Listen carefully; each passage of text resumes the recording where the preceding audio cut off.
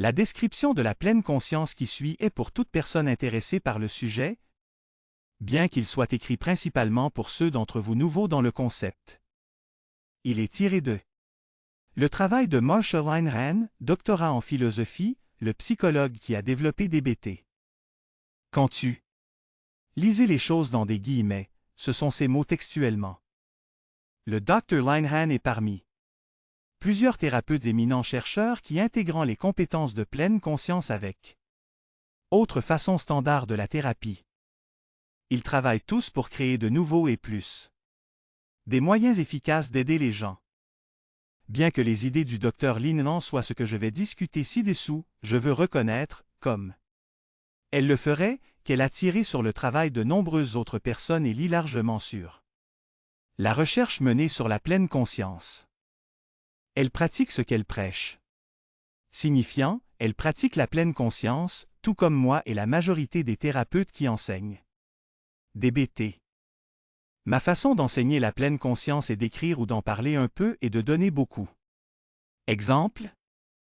J'espère que vous trouverez cette façon d'enseigner utile. Une définition de la pleine conscience. La pleine conscience est la conscience sans jugement de ce qui est, via directement et immédiat. Expérience. Vous êtes attentif quand? Astérisque vous mangez un dessert et remarquez toutes les saveurs que vous goûtez, au lieu de manger le dessert. Tout en ayant une conversation et en regardant dans la pièce pour voir qui vous connaissez. Si vous êtes attentif, vous ne pensez pas à est-ce bon ou mauvais d'avoir un dessert? Vous avez vraiment un dessert. Astérisque après avoir été libéré de votre anxiété ou de votre conscience de soi, vous dansez sur la musique et découvrez chaque note, au lieu de vous demander si vous avez l'air gracieux ou stupide. Astérisque en pensant à quelqu'un que vous aimez ou à quelqu'un que vous détestez, vous faites attention exactement. À quoi ressemble votre amour ou votre haine? Tu n'es pas pris pour justifier l'amour ou la haine. À vous-même, vous plongez dans l'expérience, avec une pleine conscience que vous plongez dans. Astérisque vous vous promenez dans un parc, vous vous promenez dans le parc. Qu'est-ce que cela signifie? Cela signifie que vous vous laissez, vous présenter, dans le parc. Vous vous promenez dans le parc conscient de votre des sentiments sur le parc, ou vos réflexions sur le parc, ou à quoi ressemble le parc, ou le sensation de chaque pied frappant le trottoir. C'est différent de se promener dans le parc ou non apparaître, à la place, en marchant dans le parc pendant que vous êtes distrait par pensez de ce que vous aurez pour le déjeuner, ou les sentiments envers un ami avec qui vous je viens de se disputer, ou de s'inquiéter de la façon dont vous allez payer les factures de ce mois-ci. Si vous vous arrêtez pour y penser, vous vous rendrez compte que très peu d'entre nous nous consacrent à vivre habitueuse, rencontrant chaque instant de la vie tel qu'il se présente, avec une pleine conscience, en laissant nos jugements tombent. Au lieu de cela, nous faisons les choses automatiquement, sans remarquer ce nous faisons. Nous avons produit des jugements sur nous-mêmes et les autres. Nous faisons régulièrement 2, 3 ou 5 choses à la fois. Nous sommes fréquemment. Soyez tellement pris dans nos pensées et nos sentiments sur le passé ou le futur dans lequel nous sommes perdus. Eux, se déconnectant de ce qui se passe en ce moment devant nous. Il y a beaucoup de récompenses pour vivre de cette façon, nous pouvons faire beaucoup de choses rapidement, considérez-vous comme efficace, et être considéré par le monde comme productif et intelligent. En très industriel ou technologique. Société, une grande valeur est placée à faire beaucoup à la fois. En fait, les gens font parfois le plaisir les uns des autres en disant « Qu'est-ce qui ne va pas avec vous? Tu ne peux pas faire 2 choses à la fois ?» Nous vivons également sans conscience car parfois vivre avec pleine conscience est très douloureux. Nous évitons les pensées, les sentiments et les situations douloureux lorsque nous avons peur ou en colère. Ou honte ou triste parce que nous sommes convaincus que nous ne pouvons rien faire pour les changer. Et parce que nous sommes convaincus que nous ne pouvons pas supporter de vivre avec eux. Par exemple, avez-vous déjà évité de résoudre un problème dans une relation avec quelqu'un parce que vous avez peur que la personne se fâche contre vous, vous attaque ou partira ou partit? Toi? Vous continuez à éviter d'élever le problème parce que vous vous sentez si effrayé. Alors, toi. Tirez-vous temporairement de la peur en ne parlant pas. En attendant, vous avez honte de vous de ne pas parler. Vous êtes de plus en plus ennuyé par l'autre personne. Vous essayez d'ignorer ce qu'il fait qui vous dérange, mais le problème devient de plus en plus pire. Enfin, vous abandonnez, laissant la relation se terminer. Peut-être que le problème aurait pu être résolu, peut-être pas.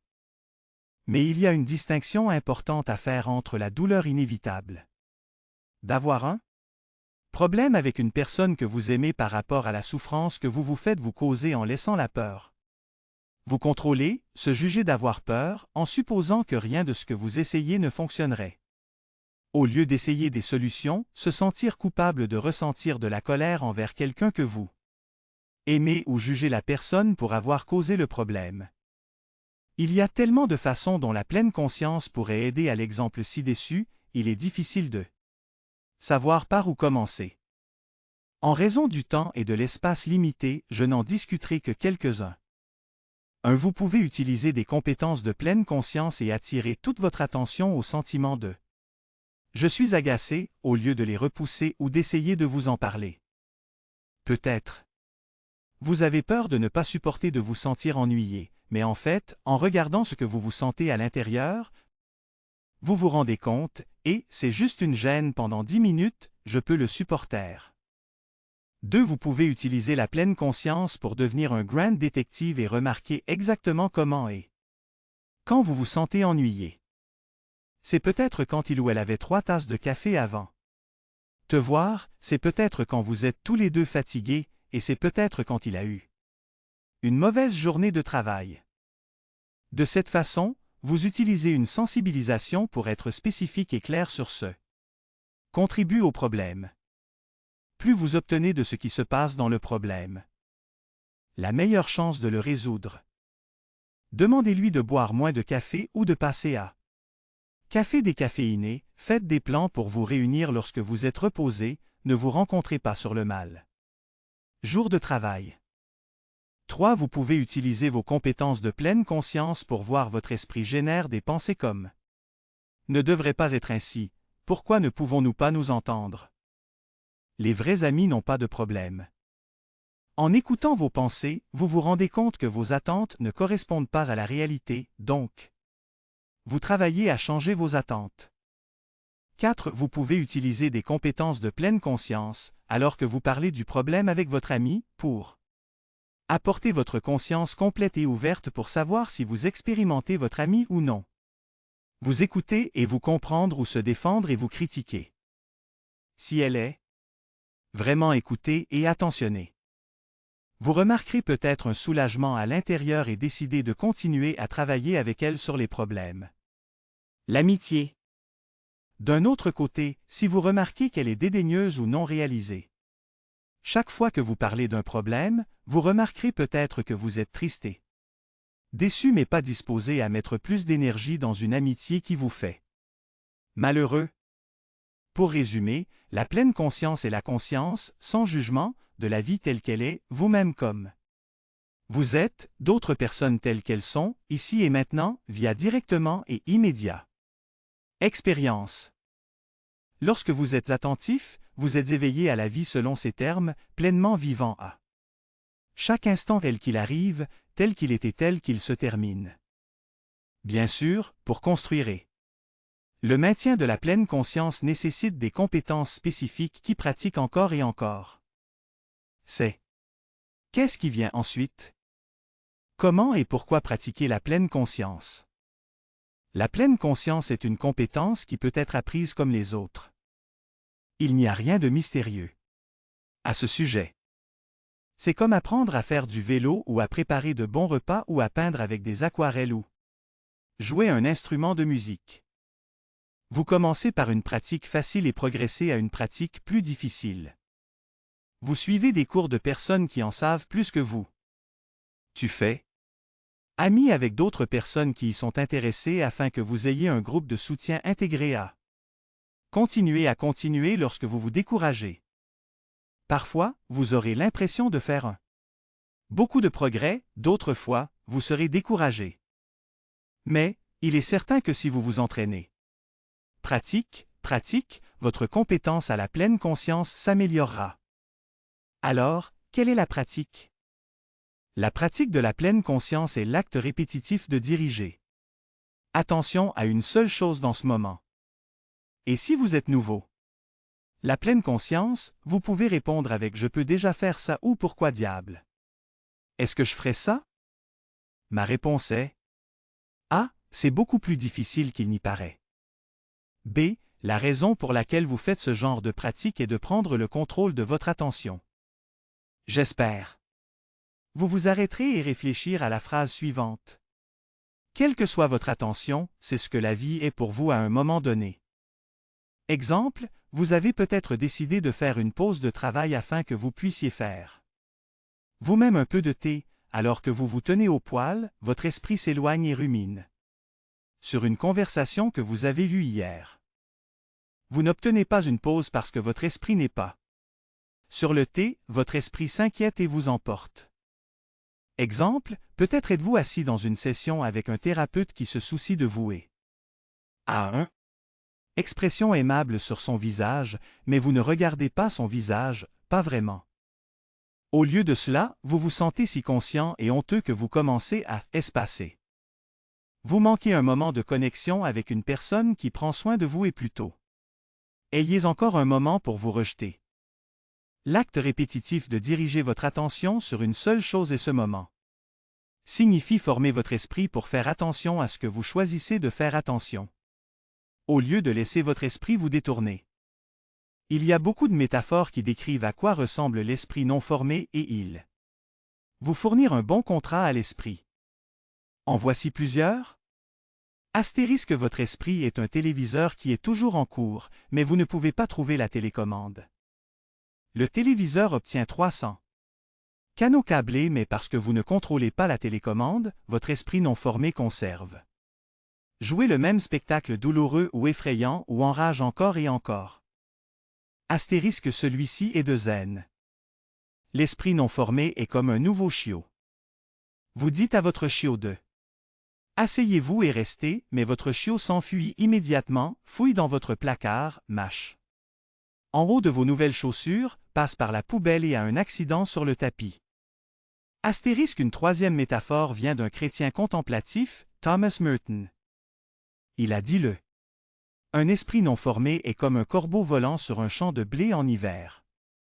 Le corbeau espionne beaucoup des choses qui scintillent sur le terrain, se précipite pour les ramasser, seulement pour découvrir que ce qui scintille sur le terrain, ce sont de vieux morceaux de ferraille, pas quelque chose de délicieux à manger. Si vous entraînez votre esprit à faire attention, vous avez trouvé la télécommande, vous avez formé le chiot, et devenez un corbeau plus intelligent. Pour apprendre à votre esprit à faire attention, vous vous entraînez. Faire attention encore et encore. Voici un exemple d'une pratique typique. Si vous voulez, vous pourriez faire une pause dans la lecture dès maintenant et faire la pratique. Pratique typique? Mettez-vous dans une position confortable qui ne vous causera pas d'inconfort, les pieds sur le sol et votre dos droit mais pas tendu. Asseyez-vous très immobile, respirant normalement, dans un calme chambre. Maintenant, regardez vos pensées pendant quelques minutes. N'essayez pas de forcer les pensées ou pensez à des pensées spécifiques. Ne repoussez pas certaines pensées et ne tenez pas serré à d'autres. Juste. Regardez ce que votre esprit génère. Si votre esprit s'éloigne de surveiller votre pensée. Si vous commencez à vous juger, je suis terrible à ce sujet, vos pensées, c'est un chose stupide à penser, ou la pratique, c'est une vraie perte de temps, remarquez simplement vos jugements et recommencez à regarder vos pensées. Entraînez-vous pendant 5 minutes. Linan a une métaphore utile pour ce type de pratique, votre esprit est comme un bateau qui est attaché à une chaîne avec une ancre. La pleine conscience est l'ancre et la chaîne qui tire doucement le bateau, votre attention, est de retour à chaque fois que les vagues commencent à l'emporter. Même si ton esprit vous éloigne de 1000 fois, vous avez fait l'exercice si vous retirez doucement votre attention à votre point de mise au point. Il n'y a pas de bien ou de mal. Tout ce qui compte est de faire attention à votre expérience pendant que vous faites l'exercice aussi bien que vous le pouvez. Vous pouvez faire ce type de pratiquer avec tout ce qui vous soucie d'attirer votre attention pleine et indivise. En faisant, alors, vous en apprendrez beaucoup sur vous-même, sur les autres et sur toute situation que vous vous retrouvez. Et, comme un muscle qui devient de plus en plus fort avec exercice, votre capacité à retirer votre attention sur ce sur quoi vous voulez qu'il se concentre sur plus fort. C'est un type de pratique, mais il y en a d'autres. Manuel de formation des compétences de l'INAN pour traitement du trouble de la personnalité limite, 1993, il existe une explication claire de la pleine conscience, ainsi que de nombreuses suggestions de pratique. C'est un excellent endroit pour apprendre en savoir plus sur le sujet. De plus, elle a divisé la pleine conscience en 6 compétences spécifiques qui peut être pratique par quiconque pour renforcer la capacité de faire attention. Conduit à une conscience de plus en plus grande. Le but de la pratique de la pleine conscience. Dans DBT, les objectifs de la pratique de la pleine conscience sont simplement de pratiquer et de vivre. Mind sage. Vous êtes dans un esprit sage lorsque vos émotions et vos pensées fonctionnent ensemble.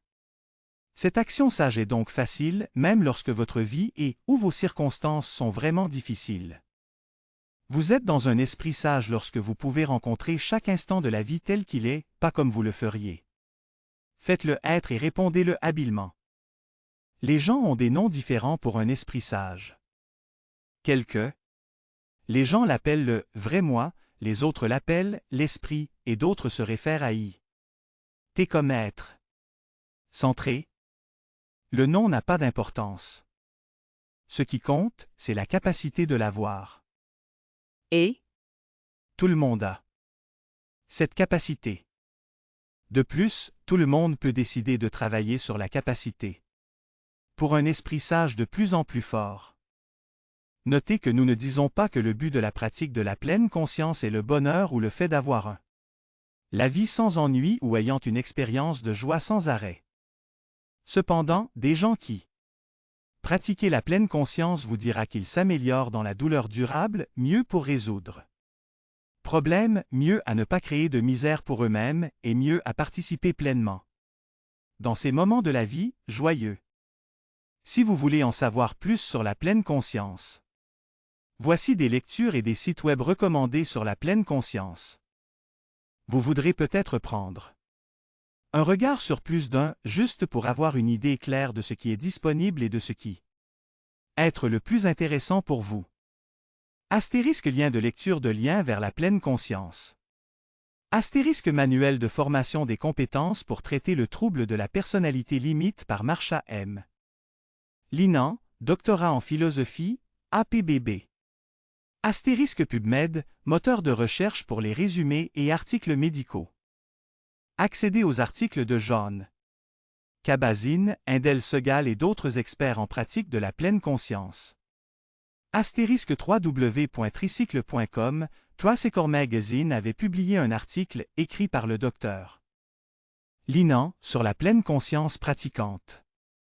Astérisque où que vous alliez, vous êtes là, la méditation de pleine conscience dans la vie quotidienne par John Kabat-Zinn. Astérisque le miracle de la pleine conscience par Thich Nhat Hanh. La pleine conscience d'un point de vue spirituel. Astérisque prière contemplative.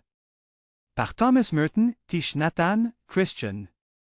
Astérisque rire délicieux, histoire d'enseignement exubérante du Matnaoui de Jalaluddin.